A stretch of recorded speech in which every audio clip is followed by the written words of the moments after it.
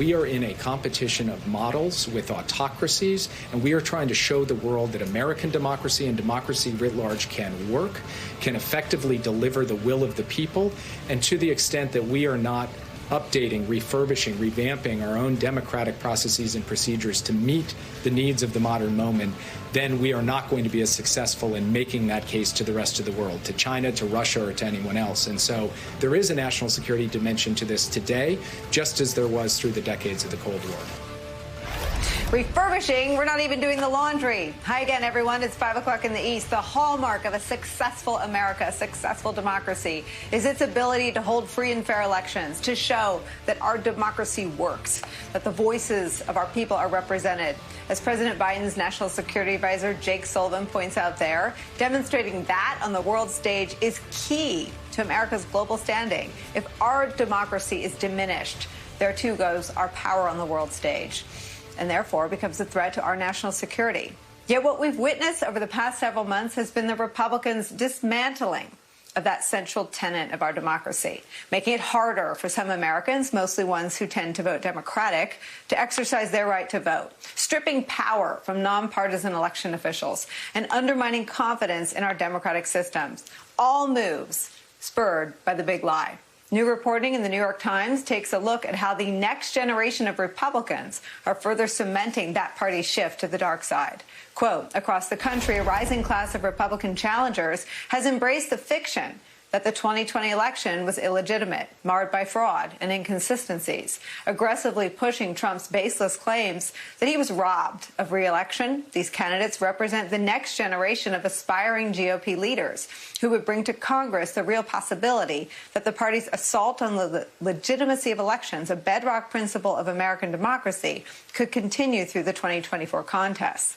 The Times details how the big lie and the conspiracies that have sprouted from and around it will continue to be that party's North Star. Republicans' unwavering fealty to the voter fraud myth underscores an emerging dynamic of party politics. To build a campaign in the modern GOP, most candidates must embrace, or at least not openly deny, conspiracy theories and election lies. And they must commit to a mission of imposing greater voting restrictions and making it easier to challenge or even overturn an election's results.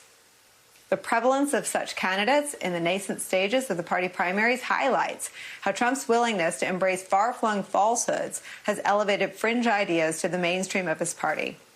A phenomenon we're witnessing as we see two-thirds of the party believe that Joe Biden's win was not legitimate. And in the 61 restrictive voting measures currently moving through 18 state legislatures on top of 22 suppressive laws already enacted this year. The threat to American democracy posed by the GOP is where we start this hour with some of our favorite reporters and friends. Former RNC chairman Michael Steele is here. Also joining us, Jonathan Lemire, Associated Press White House reporter, and Clint Watts is here, former FBI special agent and distinguished research fellow at the Foreign Policy Research Institute.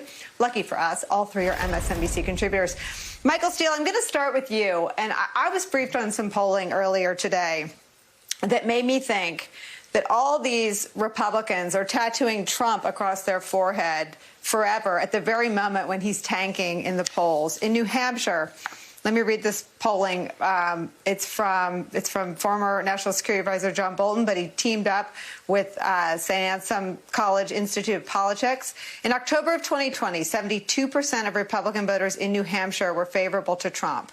Now 47% are. It's a 35% drop, 25 points. Also, 61% of New Hampshire Republican voters disapprove of his personality and character. He's tanking.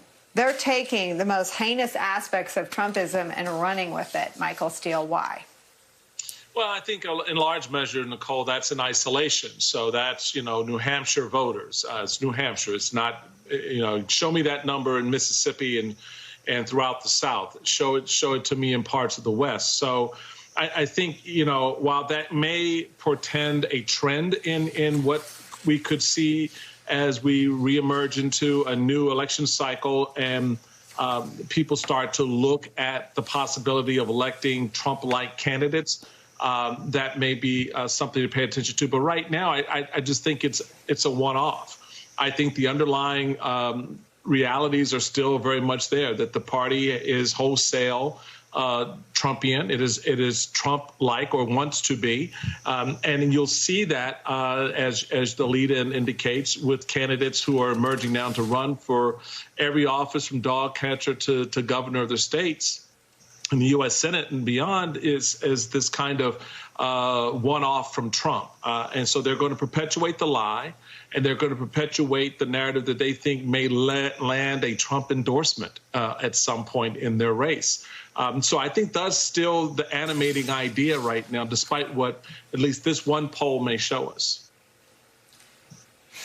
And I think they would dispute that. They've seen this in their national polls. But I take your point until you see it in sort of the heart of his strongholds. It does not portend a national trend.